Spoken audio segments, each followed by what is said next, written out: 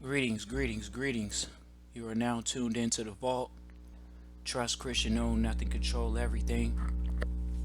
Just want to thank you for tuning in live or listening to replay. Always excited and appreciative for everybody that tunes in live and as well everybody that tunes in the replay. Been doing this for over 2.5 years plus on the YouTube and internet. And so just always excited and appreciative for everybody that has tuned in throughout the years and continues to go through, people that have reached out. Trustee Training, appreciate you all. Some people say, oh, you don't give out the email in the beginning. Christian at trustchristian.com. So just if you guys want to reach out, consultation, or if you guys want to move forward with the training or questions in general, consultation, feel free to reach out, Christian at trustchristian.com.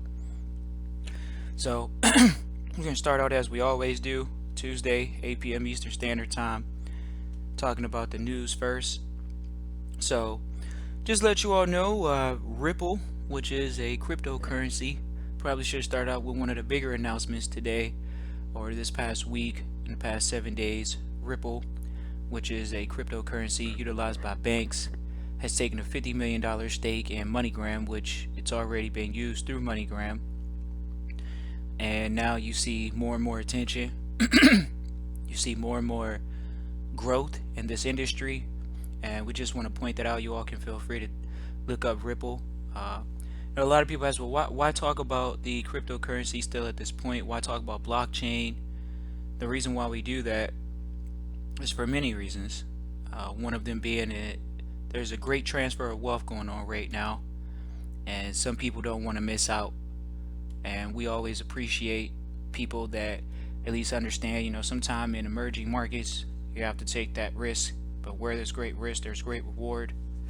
And so we wanted to talk about as well billionaires in general.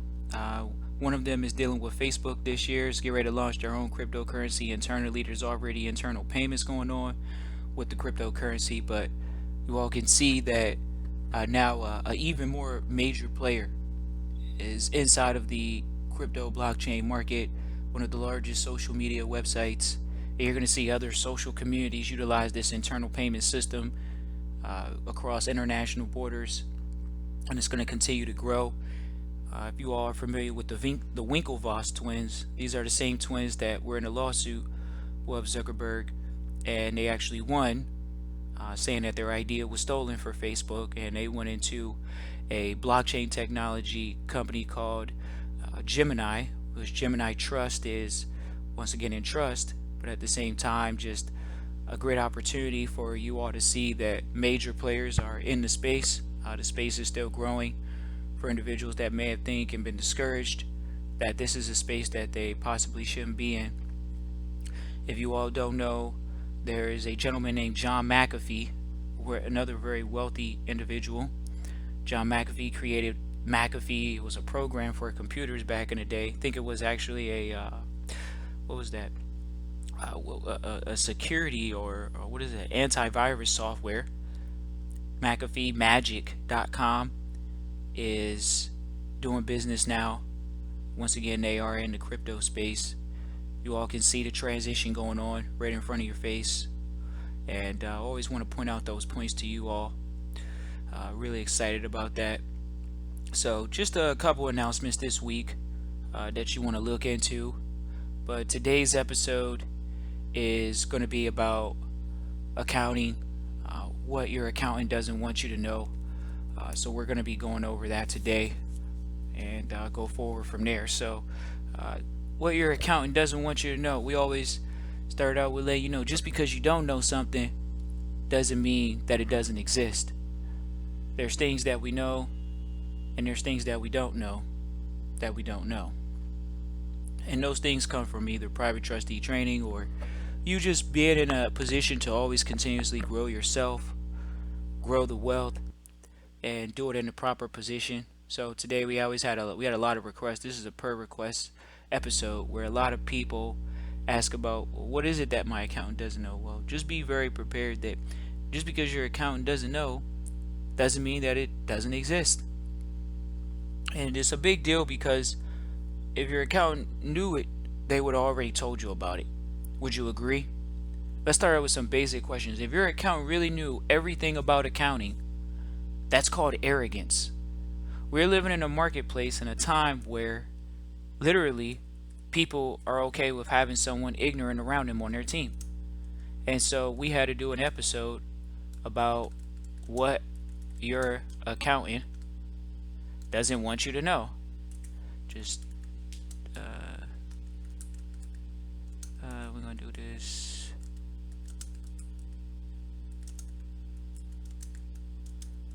And what they don't want you to know is that they don't know, and that's it. That's not good when we're in an environment where professions have licenses and things of that nature, and people still don't know everything. So when we talk to people that are in this particular space, whether it's business or otherwise, people don't really know. Your accountant doesn't want you to know that you're still responsible for all filings.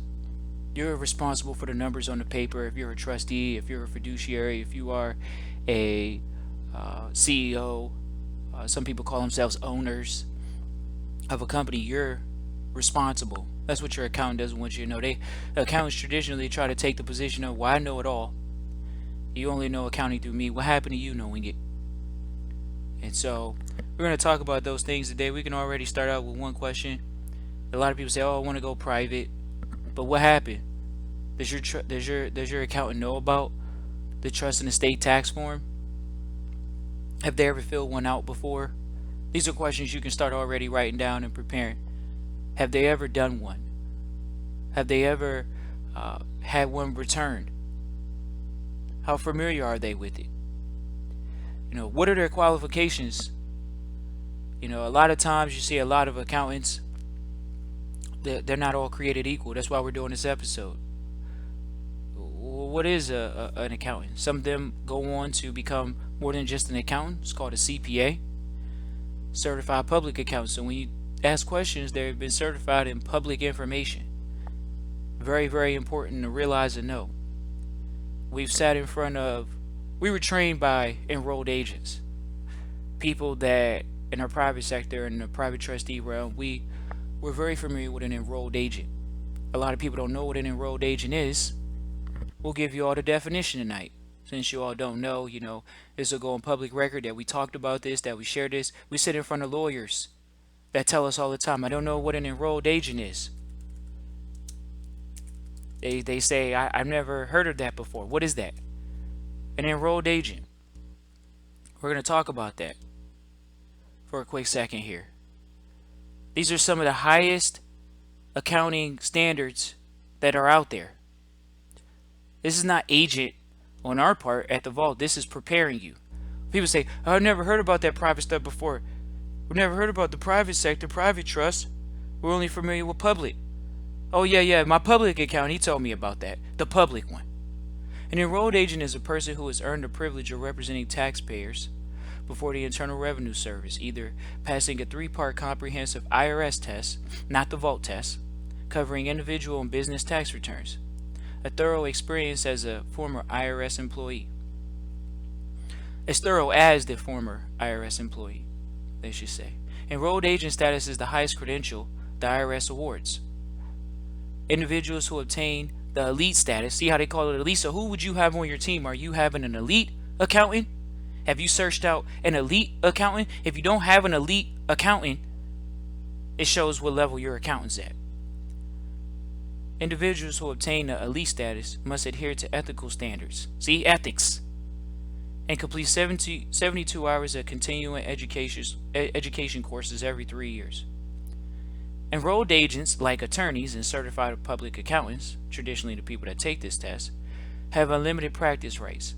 That means they are unrestricted to which taxpayers they can represent, public and private, what types of tax matters they can handle, and which IRS offices they can represent clients before.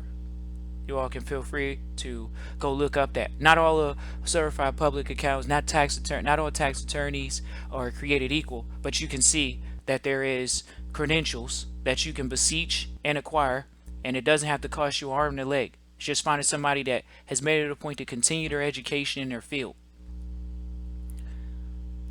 One of the things that we talk to our mentors, we got counsel on this episode here. Peace, Naeem, and peace, Fred, for tuning in live. One of the questions that we got was, what are some of the a lot of times when you're dealing with accountants, you have to build a relationship. And in some cases, by you building that relationship, they can refer you to business transaction lawyers. They can refer you to other people that might be in your industry. So one of the things you can ask is how expansive is your network? Are you just dealing with accounting? Do you have other people in your network that are going to be beneficial towards me minimizing my liabilities, cutting costs, things of that nature? One of the questions you can ask is, how often do you touch bases with your clients? These are questions you can ask before you go in that could pre-qualify someone to whether you want to do business with them or not. Will you let me know that you don't know something? And let me know first before taking action. This is a critical one right here. We're going to be gentle today, since we're gentlemen. And say, hey, look, there are people, they really don't get that the accountant works for you. You don't get that the lawyer works for you. So the common mistake is to let them do something that you don't approve of. And the reason why they did it is because they didn't have the guts to call you and tell you they didn't know it. And that is a question you want to find out. Are you willing to tell me that you don't know something about what we're talking about here in private trustee training? Or are you just going to go make a decision and go do it? We've had accountants do that. That's called experience. Well, I did the distribution and it was a gift. It was a gift? How's a distribution a gift? Those are two different words. Are you not aware of that? That's why they're not all created equal. Another question you can ask them. Do you research ways proactively for me to become more tax efficient? This is a question you can ask. Some of them say, oh, I know it all. The arrogance once again. They know it all. If they are doing research, what programs are they doing? What accounting methods are you familiar with? The most comfortable with as well. Most people don't even, and the public don't even talk about cash or accrual method. They just say, oh, somebody's doing accounting for the company. They don't know what type of accounting method they're doing. Cash or accrual. How familiar are you with FASB or GAAP? A lot of people, once again, haven't heard of FASB or GAAP. FASB is Federally Accounting Standards Board. These are basics for running an international, multinational, multiple state entity in business. FASB, Federal Accounting Standards Board. If you have business in multiple states, quote unquote, the internet, you know what jurisdiction the internet's in? Or are you just thinking about your business and your LLC and your C Corp in a local state? Federal Accounting Standards Board. GAAP, generally accepted accounting principles. General. These are things that you can make yourself abreast of. The matching principle, different principles that you can know and actually make sure that they implement. Make sure that you can have a conversation with them about, so you can go make yourself abreast of them. Now, another one is big. Do you do a due diligence report about the company? A due diligence report. A lot of people say, oh, we need to get an audit. We need to get an audit. You don't always have to do audits. You can do a due diligence report. There are lawyers that, there are accountants that do due diligence reports. They'll go through, they'll look at the numbers, show the stability of the numbers on a spreadsheet. That's not an audit. It's called a due diligence report. Do they cost? Yes. Do you pay up front? Yes. Are you comfortable with signing a non-disclosure agreement for privacy purposes? A lot of times you see in these professions, people that, especially on the private side, when you're looking to make sure that, a lot of people don't feel comfortable giving out finances, whether it's through their companies or personal. So instead of you putting yourself in a position where you don't feel uncomfortable, put yourself in a position where you do feel comfortable. People in trust deal with people that are in trust. People in trust deal with people that they can trust. If someone's not willing to sign a non-disclosure agreement, you immediately get up from the table. All relationships are private as long as they're non-government. It's always going to be private. So if that's the case, why wouldn't you? But when you have a non-disclosure agreement in place, a lot of times in a lot of these professions, whether it's client attorney privilege or even medical doctors, they have privacy laws in place to make sure that their information is not just given out arbitrarily. And if it is, there's repercussions.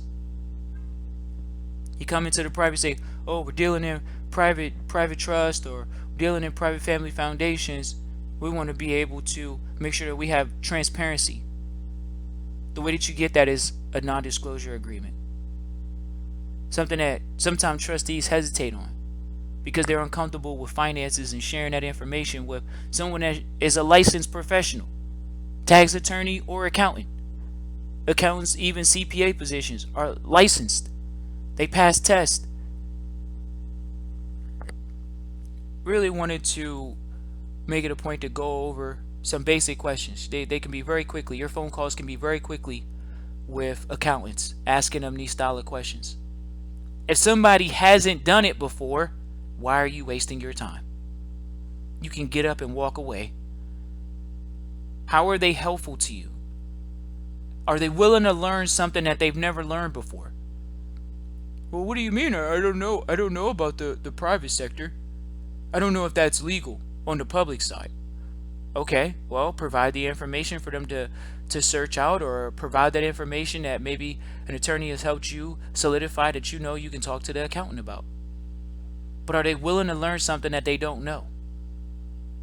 That's huge, especially if they're traditionally dealing with public sector people only.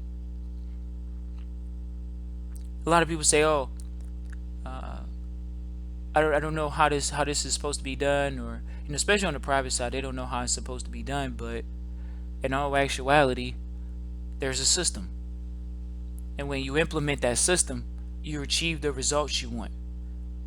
People say, "Oh, I can't find a good accountant or a good attorney." You have the internet. You can search them out. People are advertising their services. You can call and get consultations. Lawyers traditionally are free in the beginning until you put them on retainer. Who's hiring the accountant? Is it the trust? Is it the business? Is it you? Is it the beneficiary? Nothing is cookie cutter. So come into the vault, say, "Hey, I needed some questions to ask an accountant." You've been given those questions. Now you can go out and at least start interviewing and getting better results with accountants that can possibly help you out with you furthering your family, becoming more tax efficient, becoming in a position where you're more efficient with the books. We talked to senior trustees. They said, "Oh, some of us we don't even have the accountant that files the actual records or the reports that actually do the books." It's somebody that wants to take certain levels of steps of certification. Some people keep the books, some people don't. Ask the accountant, how can we work together and looking at the books simultaneously so I don't have to sit in front of you? A lot of people cut it off. They say, "Well, do you know an accountant? Do you know a good accountant is?" I think you should be able to put your hands on them. You should be able to shake their hand. You should be face to face with them. Look them in the eye. Build a relationship. And that's something that we always have taught and educated and say, "Hey, you might want to look into that." Building that relationship locally. Sometimes you might have to travel a little bit, but at least you're able to get to them locally. So we definitely appreciate you all for tuning in live or listening to replay. Quick questions. If you all want to, feel free to type into the chat about the accounting. That'd be great. But other than that, this was really just to go over the questions for people that have asked. Some questions that they can write down, go back, replay, write them down verbatim, and go out and start interviewing and getting quality accountants around you, seeing if you're putting together the best team around you. So we always wanted to talk about that. So appreciate you all for tuning in live or listening to replay. I know we got Cornell's webinar coming up this weekend with the Vault and Trustee Training. So feel free to reach out, Christian at trustchristian.com. A lot of people have inquired about Trustee Training. We still haven't come up with a date, but it is going to look like August, first week or second week of August. to get going again with another 12-week course for some new trustees and returning trustees to solidify their education. A lot of people ask, well, what do you get in trustee training? You get these type of questions. You get this type of thought process. You're able to get that one-on-one and say, how do I put together my team, whether it's the accountant, whether it's the attorney, whether it's the secretary, whether it's senior trusteeship on your board. And so we're definitely excited about that. Appreciate you all for tuning in live or listening to replay. Feel free to reach out to us. The webinar is this weekend, the 22nd and 23rd. Look forward to seeing you all there. Look forward to you all making sure that the books are managed well by being able to select a good account for you.